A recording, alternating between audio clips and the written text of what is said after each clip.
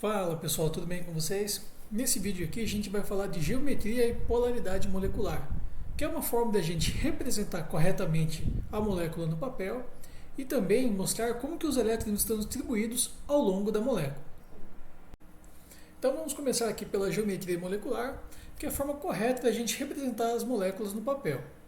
Vamos começar pelas moléculas mais simples, que são aquelas formadas por dois átomos. Quando você tiver somente dois átomos numa molécula, como por exemplo o gás cloro, o gás oxigênio e o gás nitrogênio, essa molécula vai ser sempre linear, tá? Independente da quantidade de ligações covalentes existentes na molécula. Agora, quando uma molécula tiver três átomos, a gente tem que pensar um pouco.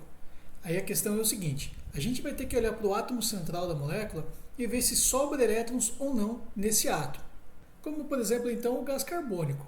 O gás carbônico ele é feito por um átomo de carbono e dois de oxigênio. O carbono ele fica no centro, ligado aos dois átomos de oxigênio. Acontece que o carbono é da 4A, ele faz 4 ligações covalentes. E ele está fazendo então as 4 com os dois átomos de oxigênio. E veja bem, não sobra nenhum elétron no átomo de carbono, ou seja, ele está usando todos os seus elétrons para fazer ligações covalentes. Quando for situação assim, a molécula ela vai ter uma geometria linear também, ou seja, os três átomos vão ficar alinhados no espaço. Agora, quando for uma situação na qual o átomo central fizer suas ligações covalentes e ainda assim sobrar elétrons, a geometria vai ser angular, ou seja, a molécula vai ser dobrada como nesse desenho aqui. O principal exemplo desse caso é a molécula de água. O oxigênio é da família 6A, então ele faz duas ligações covalentes, e ele faz essas duas ligações com dois átomos de hidrogênio. Acontece que os elétrons que estão sobrando aqui, eles ficam com inveja e empurram os elétrons da ligação química para o outro lado. Então, se a gente passar uma linha aqui na molécula, os elétrons que estão sobrando ficam de um lado, enquanto que os elétrons das ligações covalentes ficam do outro lado da molécula. A mesma coisa ocorre com o SO2, o enxofre faz duas ligações covalentes com o oxigênio e uma ligação covalente dativa com o outro átomo de oxigênio. Então sobram dois elétrons aqui nele. Esses elétrons ficam isolados, enquanto que os elétrons da ligação covalente ficam do outro lado da molécula. A mesma coisa acontece com o gás ozônio. O ozônio também, você tem um átomo de oxigênio que faz duas ligações covalentes e uma ligação covalente dativa. Sobram esses dois elétrons aqui que ficam isolados do outro lado da molécula. Agora, quando a gente tiver uma molécula formada por 4 átomos, ou seja, um átomo central ligado a 3 outros átomos, a gente tem que pensar da mesma forma como o slide anterior. Seguinte, no átomo central, se não tiver elétron sobrando, ele vai ter uma geometria que a gente denomina de trigonal plana ou triangular. É o caso do BCl3. O boro ele está na família 3A e fica estável com 6 elétrons na camada de valência. Ele é uma exceção à regra do octeto. Então, se o boro está na 3A, ele tem 3 elétrons e ele tem que fazer mais 3 ligações covalentes para ficar com 6 elétrons em sua camada de valência. E ele faz essas 3 ligações covalentes com 3 átomos de cloro nessa situação. E veja bem, não sobra elétrons no átomo de boro. No SO3, o enxofre ele faz 2 ligações covalentes com o átomo de oxigênio, ficando estável dessa forma, e ainda sobram 4 elétrons na sua camada de valência, que ele vai emprestá-los fazendo ligação dativa para um átomo de oxigênio e outro átomo de oxigênio. Nessa situação aqui, não sobra elétrons no átomo de enxofre aqui no centro. A mesma coisa também com a molécula CH2O. O carbono ele está na 4A e faz 4 ligações covalentes. Nesse caso aqui ele está fazendo 2 ligações com cada hidrogênio e uma ligação dupla com o átomo de oxigênio. Não está sobrando elétrons no átomo de carbono.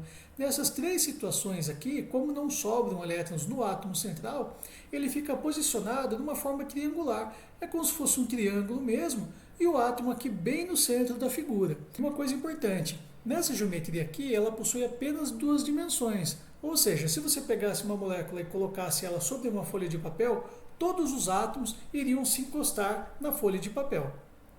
Agora presta bem atenção aqui. Se sobrar elétrons no átomo central, esses elétrons que sobram vão ficar isolados num lado da molécula e todos os outros elétrons que estão fazendo ligação covalente vão ficar em outro lado da molécula. Da mesma forma, então, como era a geometria angular. Só que lá nós tínhamos 2 átomos na parte de baixo e aqui nós vamos ter 3. Esses 3 átomos que estão embaixo, eles vão ficar posicionados numa forma triangular. E o átomo que está aqui em cima, ele vai ficar sobre esse triângulo. Então ele vai ter uma figura de uma pirâmide base triangular, nesse esquema aqui. Ou seja, nesse caso, a geometria da molécula vai ter 3 dimensões. E para finalizar aqui, vamos ver aquelas moléculas formadas por 5 átomos, que é a situação na qual um átomo vai estar aqui no meio, ligado a 4 outros átomos, por ligações simples. E nesse caso aqui, esse átomo vai ser sempre o carbono, porque ele é praticamente o único da tabela periódica que faz 4 ligações. Então, o caso mais famoso é o gás metano, CH4, na qual um carbono vai estar ligado a 4 átomos de hidrogênio. E nesse caso aqui, ele é um pouco semelhante à geometria piramidal. Porque a gente vai ter o átomo de carbono ligado a 3 coisas aqui, que vão estar dispostos de uma forma triangular, só que na parte de cima vai ter um outro átomo ligado ao carbono. Então toda essa estrutura aqui ela forma uma figura chamada de tetraédrico. Então, assim como a geometria piramidal, ela vai ter 3 dimensões. E agora que a gente já viu a geometria das moléculas, a gente pode falar sobre a sua polaridade. Polaridade está relacionada à distribuição dos elétrons ao longo da molécula. Isso daqui é muito importante porque ela interfere em processos físicos e químicos das moléculas como solubilidade, temperatura de fusão e ebulição. Então vamos aqui também começar dos casos mais simples. Quando uma molécula tiver 2 átomos, ou seja, geometria linear, a gente vai ter que ver a polaridade das ligações. Se eu tiver 2 átomos diferentes, os elétrons eles vão ficar mais direcionados ao átomo mais eletronegativo, ou seja, eles vão ficar polarizados em direção ao átomo mais eletronegativo. Então, essas moléculas vão ser sempre polares. Agora, quando as moléculas forem feitas por 2 átomos iguais, esses elétrons vão ficar bem no centro desses átomos. Por quê? A eletronegatividade, ou seja, a força com que eles atraem os elétrons, vai ser a mesma. Então, como eles têm igual força aqui, se eles fizessem um cabo de guerra, a cordinha não ia nem para um lado nem para o outro. E também, independente da quantidade de ligações covalentes, a molécula vai ser sempre apolar. E agora, quando a gente tiver moléculas do tipo angular ou piramidal, elas vão ser sempre polares, porque o átomo que está aqui no centro, ele vai ser sempre mais eletronegativo que os demais, então os elétrons vão ficar polarizados em direção a ele. E além disso, existem esses elétrons sobrando na parte de cima. Esses elétrons que sobram, eles aumentam ainda mais a polaridade da molécula. E agora atenção aqui nas moléculas que são lineares, mas compostas por 3 átomos. É o seguinte, a gente vai ter que ver as polaridades das ligações e verificar o seu conjunto total. É o seguinte, na molécula de gás carbônico, o carbono está ligado a 2 átomos de oxigênio. O oxigênio é mais eletronegativo que o carbono, então, nessa ligação os elétrons estão polarizados em direção a esse átomo de oxigênio, e nessa ligação os elétrons estão polarizados em direção ao outro átomo de oxigênio. Acontece que se eu somar essas duas polaridades, ou seja, a soma desses vetores de polarização, como elas são equivalentes e estão em lados opostos, a soma delas vai ser igual a 0. Ou seja, no final das contas, essa molécula aqui vai ser apolar. Já no ácido cianídrico, que é o HCN aqui embaixo, entre o carbono e o hidrogênio, o carbono é mais eletronegativo que o hidrogênio. Então, os elétrons dessa ligação estão polarizados em direção ao carbono. Já entre o carbono e o nitrogênio é mais eletronegativo. Então, os elétrons estão também polarizados em direção ao nitrogênio. No final das contas, o que acontece? A soma dos vetores de polarização não tem como uma anular a outra, como no exemplo anterior. Elas vão se somar e vai ter um resultado numérico. Como esse resultado numérico é diferente de 0, a gente fala que a molécula é polar. Então, os elétrons vão estar polarizados nesse sentido da molécula. E da mesma forma, vocês vão ter que ter atenção quando uma molécula tiver geometria triangular ou trigonal. E aqui o esquema é o seguinte, vocês têm que olhar se os ligantes do átomo central são todos iguais ou se você tem pelo menos um que seja diferente. No caso de serem todos iguais, a molécula vai ser sempre apolar, porque você vai contabilizar sempre o somatório dos vetores das ligações covalentes. Nesse caso aqui, o flúor é sempre mais eletronegativo, então por isso que as flechinhas estão direcionadas ao flúor. Quando eu vou fazer o somatório dessas flechas, eu começo sempre com uma e vou colocando as outras aqui na sequência da figura. Então, nesse caso aqui, o somatório de vetores foi igual a 0, então a molécula vai ser apolar. Já no CH2O, o carbono ele é mais eletronegativo, então as flechinhas vão estar direcionadas a ele. Já o oxigênio ele é mais eletronegativo que o carbono, então a flecha vai estar direcionada ao oxigênio. Se eu fizer o somatório dessas flechas, veja bem, ela não termina onde começou. Eu vou ter sempre um vetor resultante, que ele vai ter um valor diferente de 0.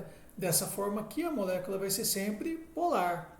Mas por que isso, professor? É que no caso do BF3, todos os vetores eles acabam se anulando. E no CH2O eles não se anulam. Então, se houver anulação dos vetores, ela vai ser apolar, e se não houver, ela vai ser sempre polar. E para finalizar, nas moléculas tetraédricas, vai valer a mesma ideia do slide anterior. Se o carbono no centro estiver ligado a 4 coisas iguais, a molécula vai ser apolar. Se um dos átomos for diferente, a molécula vai ser polar. E a justificativa para isso é a soma dos vetores de polarização. No caso aqui das moléculas tetraédricas, fazer a representação dessa maneira aqui é bem complicado. Então a gente pode fazer dessa forma simples aqui, ó, que vai facilitar para a gente. Então, no CH4, o carbono ele é mais eletronegativo que os hidrogênios, então todas as ligações estão polarizadas a ele. E veja bem, na horizontal eu tenho dois vetores que estão em sentidos opostos. Então, se eu for somar esses vetores, um acaba anulando o outro. Da mesma forma que os vetores da vertical. Se eles estão em sentidos opostos, na hora de você somar, um acaba anulando o outro. Ou seja, a soma de todos esses vetores vai ser igual a zero, então a molécula vai ser apolar. No caso de CH3Cl, os vetores aqui da vertical estão em sentidos opostos, eles se anulam. Só que o da horizontal não. Todos eles estão direcionados para a direita. Então não tem como um vetor anular o outro, ou seja, dessa forma eles vão se somar e a soma então vai ter um valor diferente de zero e consequência disso a molécula vai ser polar. É isso aí, até mais.